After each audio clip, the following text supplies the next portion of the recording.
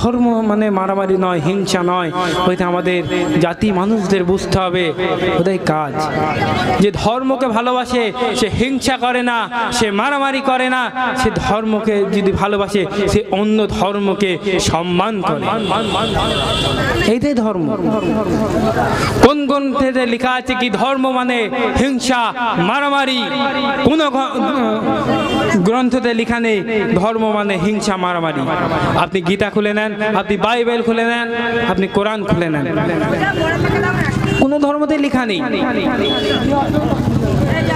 আমাদের মতো কিছু মানুষ আছে যে ধর্মকে বুঝে না, ধর্ম নিয়ে পড়ে না, ধর্মকে নিয়ে রিসার্চ করে না, ওরা ধর্মকে নিয়ে খারাপ মন্তব্য তৈরি করে। হ্যাঁ কি না? আমরা ধর্মকে ভালোবাসি, ধর্মকে সম্মান করি, সকল ধর্মকে সম্মান করি।